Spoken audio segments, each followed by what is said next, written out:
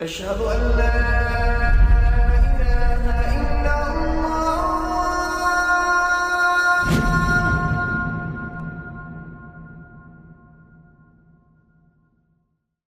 রমাদান উপলক্ষে রেইনড্রপসের বিশেষ lecture series কোরআনের দোয়া। এই সিরিজে আলোচিত হবে কোরআনে বর্ণিত নবী ও নেককার বান্দাদের করা 30টি দোয়া যা গোটা দুনিয়াকে বদলে দিয়েছে। বিসমিল্লাহ, আলহামদুলিল্লাহ, ওয়াসসালাতু ওয়াসসালামু আলা রাসূলিল্লাহ। আসসালামু আলাইকুম ওয়া রাহমাতুল্লাহি ওয়া বারাকাতুহু। দুনিয়া বদলানো 30 দোয়া সিরিজে আপনাদের স্বাগতম। আজকের পর্বে আমরা কথা বলবো সন্তানের প্রতি পিতামাতার ভালোবাসা সম্পর্কে। এই ভালোবাসা অত্যন্ত গভীর। সন্তানের প্রতি পিতামাতার এই আবেগ শুধু আবেগ নয়। এই ভালোবাসা সন্তানের দুনিয়া এবং পরকালের জীবনে ব্যাপকভাবে প্রভাব ফেলতে পারে। নূহ আলাইহিসসালাম তার সন্তান সম্পর্কে যে দোয়াটি করেছেন, আল্লাহ সুবহানাহু ওয়া তাআলা সূরা হুদে তা বর্ণনা করেছেন। তবে এই দোয়ার ব্যাপারে কথা বলার আগে আমরা আবার মনে করিয়ে দিই, নূহ আলাইহিসসালাম তার জাতিকে 950 বছর ধরে দ্বীন ইসলামের দাওয়াত দেন। তবে তার জাতি দাওয়াত গ্রহণ তো করেইনি, বরং তাকে চরম অপমান করে দাওয়াত গ্রহণে অস্বীকৃতি জানায়। এমনকি নূহ আলাইহিসসালাম যখন তাদের সামনে যেতেন, তারা তাদের চেহারা কাপড় দিয়ে ঢেকে ফেলত, যেন নূহ আলাইহিসসালামের সাথে তাদের দেখা পর্যন্ত না হয়। অবশেষে আল্লাহ তাআলা যখন নূহ আলাইহিসসালামকে জানিয়ে দেন তার কওমের আর কেউ ইসলাম গ্রহণ করবে না, তখন নূহ আলাইহিসসালাম তাদের ধ্বংসের জন্য আল্লাহর নিকট দোয়া করেন। কেননা তারা জীবিত থাকলে বিশ্বাসীদের উপর চরম অত্যাচার, নিপীড়ন এবং হত্যাযজ্ঞ চালাবে, আর বংশ পরম্পরায় দুর্বৃত্ত কাফের সন্তান জন্ম নিতে থাকবে। আল্লাহ সুবহানাহু ওয়া তাআলা নূহ আলাইহিসসালামের সেই দোয়া কবুল করেন। আল্লাহর পক্ষ থেকে জমিনে মহাপ্লাবন এলো, এমনকি বিশাল বিশাল পর্বত পর্যন্ত ডুবে যায় পানির নিচে। এই অবস্থায় নূহ আলাইহিসসালাম তার অনুসারীদের নিয়ে নৌকায় করে রওনা হন। বন্যার পানি বাড়ছে, আসমান থেকে অবিরাম বৃষ্টি হচ্ছে। এই তুফানের মধ্যে নূহ আলাইহিসসালাম দেখলেন তার এক ছেলে নৌকায় না উঠে পাহাড়ের উপরে আশ্রয় নেওয়ার চেষ্টা করছে। পিতা হিসেবে এই দৃশ্য দেখা কত যে কঠিন। পুত্রের সাথে নূহ আলাইহিসসালাম এর তখন কি কথা হয়েছিল, সেই কথোপকথনের বর্ণনা পাওয়া যায় সূরা হুদে। قال سآوي إلى جبل يعصمني من الماء قال لا عاصم اليوم من أمر الله إلا من رحم وحال بينهما الموج فكان من المغرقين। অর্থ, সে বলল, অচিরেই আমি একটি পাহাড়ে আশ্রয় নেব যা আমাকে পানি থেকে রক্ষা করবে।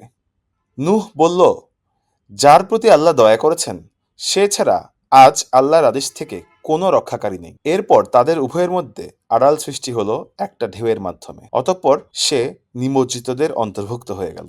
সূরা হুদ আয়াত 43। নূহ আলাইহি ওয়াসাল্লাম তার পুত্রকে যে সতর্কবার্তা শুনিয়েছিলেন সেই সত্য হলো, কাফেররা সবাই পানিতে ডুবে মরতে লাগলো। নূহ আলাইহি ওয়াসাল্লাম যখন নৌকা বানাচ্ছিলেন তখনও কাফেররা নানাভাবে তাকে ব্যঙ্গ করত, কটাক্ষ করত, তাকে নিয়ে হাসাহাসি করত। এমনকি তার নিজের পুত্রও সত্য অস্বীকার করে কাফেরদের দলে যোগ দিয়েছিল। যখন বৃষ্টিপাত শুরু হয়, মহাপ্লাবনে পুরো জমিন তলিয়ে যাচ্ছিল, তখনও নূহ আলাইহিস সালাম তার পুত্রকে নৌকায় ওঠার অনুরোধ করেন এবং আল্লাহর প্রতি ঈমান আনার নির্দেশ দেন।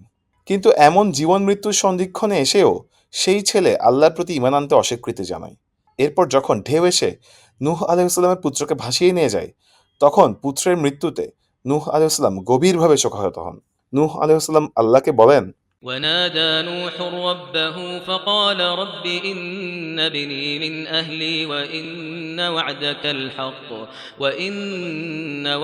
الحق وأنت أحكم الحاكمين। অর্থ, আর নূহ তার রবকে ডাকল এবং বলল, হে আমার রব, নিশ্চয়ই আমার সন্তান আমার পরিবারভুক্ত এবং আপনার ওয়াদা নিশ্চয়ই সত্য, আর আপনি বিচারকদের মধ্যে শ্রেষ্ঠ বিচারক। সূরা হুদ আয়াত 45। এখন নূহ আলাইহিস সালাম কেন তার পুত্রের জন্য দোয়া করলেন? তিনি তো জানেন যে তার পুত্র অবিশ্বাসী অবস্থায় মারা গেছে। এর কারণ, আল্লাহ তাআলা নূহ আলাইহিস সালামের প্রতি প্রতিজ্ঞা করেছিলেন যে তিনি তার পরিবারকে রক্ষা করবেন। তাই নূহ আলাইহিস সালাম মনে করেছিলেন যে তার কাফের পুত্রও তার পরিবারের অংশ। তখন আল্লাহ নূহ আলাইহিস সালামকে জানিয়ে দেন তার পরিবার অর্থ পরিবারে থাকা ঈমানদাররা। সুবহানাল্লাহ। এই ঘটনা থেকে আমাদের জন্য রয়েছে একটি বিশেষ শিক্ষা। ঈমানের সম্পর্ক রক্তের সম্পর্কের চেয়েও বড়।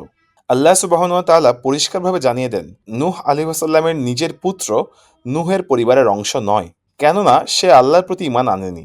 নূহ আলাইহিস সালামের পরিবার শুধুমাত্র তারাই যারা ঈমান এনেছিল, এবং এই পরিবারের মধ্যে তার বাকি ৩ পুত্রও ছিলেন যারা ঈমান এনেছিলেন। তখন নূহ আলাইহিস সালাম তার ভুল বুঝতে পেরে আল্লাহকে বলেন, قال رب إني أعوذ بك أن أسألك ما ليس لي به علم وإلا تغفر لي وترحمني أكن من الخاسرين।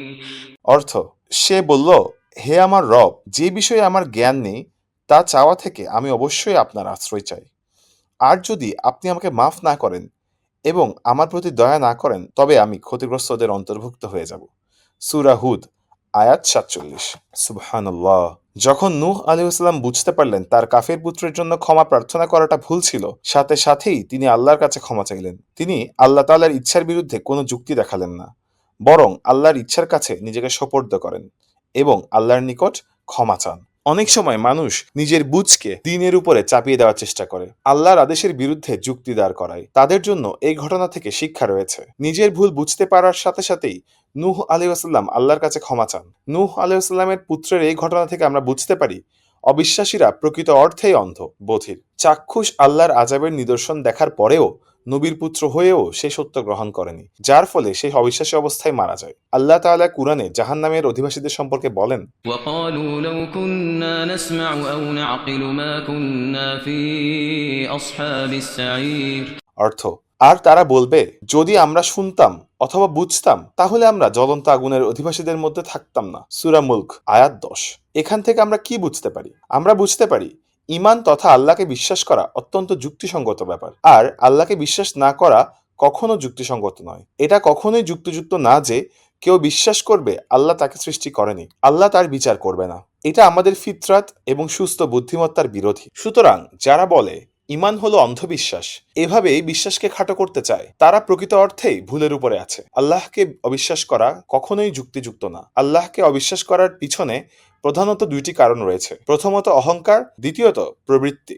নূহ আলাইহিস সালামের এই ঘটনায় সন্তানের প্রতি পিতামাতার গভীর ভালোবাসার দৃষ্টান্ত পাওয়া যায়। এখান থেকে আমাদের শিক্ষা নিতে হবে, প্রত্যেক পিতামাতার মনে তাদের সন্তানের জন্য গভীর ভালোবাসা থাকে। এখান থেকে আমাদের বুঝতে হবে, আমাদের এই ভালোবাসা যেন আমাদের অন্ধত্বের কারণ হয়ে না দাঁড়ায়। আমরা যেন আমাদের সন্তানদের প্রকৃত মুসলিম হিসেবে গড়ে তোলার চেষ্টা করি। আমাদের ভালোবাসা কি আমাদের সন্তানদের ক্ষতির কারণ হয়ে দাঁড়াচ্ছে কিনা সেটা ভাবতে হবে। রাসূল সাল্লাল্লাহু আলাইহি ওয়াসাল্লাম নির্দেশ করেছেন ৭ বছর বয়স থেকে সালাতের অভ্যাস করানোর। ১০ বছর হয়ে গেলে চাপ প্রয়োগের মাধ্যমে সালাত আদায় করাতে বলেছেন। আমরা কি সন্তানের কষ্টের কথা ভেবে রাসূল সাল্লাল্লাহু আলাইহি ওয়াসাল্লামের এই আদেশ থেকে দূরে সরে আসছি? তবে এটা প্রকৃত ভালোবাসা নয়, যে ভালোবাসা আমাদের সন্তানদের পরকালে নাজাত লাভের জন্য আমাদের সচেষ্ট করতে পারে না। অবশ্যই আমরা আমাদের সন্তানদের দুনিয়াবী চাহিদার কথা খেয়াল রাখব, কিন্তু মনে রাখতে হবে সকল নবীগণ আমাদেরকে এই শিক্ষা দিয়েছেন যে আমাদের প্রধান দায়িত্ব হচ্ছে দ্বীনের প্রতি দায়িত্ব। তাই আমাদের সন্তানরা প্রকৃত দ্বীনের শিক্ষা এবং দ্বীন কায়েমের পথে আছে কিনা সেটা আমাদের খেয়াল রাখতে হবে। সেক্ষেত্রেই আমাদের সন্তানদের প্রতি প্রকৃত ভালোবাসা প্রকাশ পাবে। নূহ আলাইহিস সালামের এই ঘটনা থেকে আমরা আরেকটি শিক্ষা পাই, দুনিয়াতে কেউ ঈমান আনবে নাকি বেঈমান থাকবে, প্রত্যেক বান্দাকে আল্লাহ সেই সুযোগ দিয়ে রেখেছেন। এটাই আল্লাহর পক্ষ থেকে পরীক্ষা। নূহ আলাইহিস সালাম ছিলেন দুনিয়ার বুকে প্রথম রাসূল। প্রথম নবী ছিলেন আদম আলাইহিস সালাম, কিন্তু প্রথম রাসূল ছিলেন নূহ আলাইহিস সালাম। একজন মহান নবী এবং দুনিয়ার বুকে প্রথম রাসূল হওয়া সত্ত্বেও তিনি তার স্ত্রী এবং এক সন্তানকে ঈমানের পথে আনতে পারেন। রাসূল সাল্লাল্লাহু আলাইহি ওয়াসাল্লাম তার কন্যা ফাতিমা রাদিয়াল্লাহু তাআলা আনহাকে বলেন, হে ফাতেমা, তুমি নিজেকে জাহান্নামের আগুন থেকে বাঁচাও, কারণ আমি আল্লাহর নিকট তোমাদের উপকার বা অপকার কোনো কিছুরই মালিক নই। কেননা আল্লাহর সামনে সবাই অসহায়, সবাই নিজ নিজ আমলের হিসাব দিবে। একজন নবীর কন্যা হওয়ার কারণে তিনি কোনো বাড়তি সুবিধা পাবেন না। যদি ফাতিমা রাদিয়াল্লাহু তাআলা আনহা আল্লাহর সন্তুষ্টি অর্জন করতে না পারেন, সেক্ষেত্রে রাসূল সাল্লাল্লাহু আলাইহি ওয়াসাল্লামের কিছুই করার থাকবে না। নূহ আলাইহিস সালাম তার দোয়ার শেষে বলেন, وإلا تغفر لي وترحمني أكن من الخاسرين। অর্থ, আর যদি আপনি আমাকে মাফ না করেন এবং আমার প্রতি দয়া না করেন, তবে আমি ক্ষতিগ্রস্তদের অন্তর্ভুক্ত হয়ে যাব। আমরা নূহ আলাইহিস সালামের এই দোয়া এবং আদম আলাইহিস সালামের এই দোয়ার মধ্যে একটি মিল খুঁজে পাই। যে দোয়াটি আদম আলাইহিস সালাম করেছিলেন জান্নাত থেকে দুনিয়াতে নেমে আসার পরে, আদম ও তার স্ত্রীরা দোয়া করেছিলেন, قالا ربنا ظلمنا أنفسنا وإن لم تغفر لنا وترحمنا لنكونن من الخاسرين অর্থ, হে আমাদের রব, আমরা নিজেদের উপর জুলুম করেছি, আর যদি আপনি আমাদেরকে ক্ষমা না করেন এবং আমাদেরকে দয়া না করেন তবে অবশ্যই আমি ক্ষতিগ্রস্তদের অন্তর্ভুক্ত হব। সূরা আরাফ আয়াত 23। এখানে সাক্ষ্য দেওয়া হয়, যদি আল্লাহ আমাদের ক্ষমা না করেন তাহলে অবশ্যই আমরা চরম ক্ষতিগ্রস্ত হব। এখানে আরেকটি বিষয় লক্ষণীয়, নূহ আলাইহিস সালাম সাক্ষী দিয়েছেন অন্তরের নিয়ন্ত্রণ আল্লাহর হাতে। কারো অন্তর ঈমানের উপর অধিষ্ঠিত হবে কিনা তা কেবলমাত্র আল্লাহর নিয়ন্ত্রণাধীন। রাসূলুল্লাহ সাল্লাল্লাহু আলাইহি ওয়াসাল্লাম দোয়া করতেন, হে অন্তরসমূহের পরিবর্তনকারী, আমার অন্তর আপনি আপনার দ্বীনের উপরে সুপ্রতিষ্ঠিত রাখুন। আমাদের মনে রাখতে হবে, পিতামাতা হিসেবে সন্তানকে দ্বীন পালনে সচেষ্ট করা আমাদের প্রথম এবং প্রধান দায়িত্ব। বর্তমানে এই আধুনিক যুগে আমরা আমাদের সন্তানদের দ্বীনের বুনিয়াদী জ্ঞান নিশ্চিতকরণ থেকে যেন গাফেল না হয়ে যায় সেই দিকে বিশেষ খেয়াল রাখতে হবে। আসসালামু আলাইকুম ওয়া রাহমাতুল্লাহ। রেইনড্রপস মিডিয়ার অন্যান্য প্রজেক্ট সম্পর্কে জানতে ভিজিট করুন www.raindropsmedia.org অথবা ফেসবুক পেজ www.facebook.com/raindropsmedia অথবা ইউটিউব চ্যানেল www.youtube.com/raindropsmediaorg2015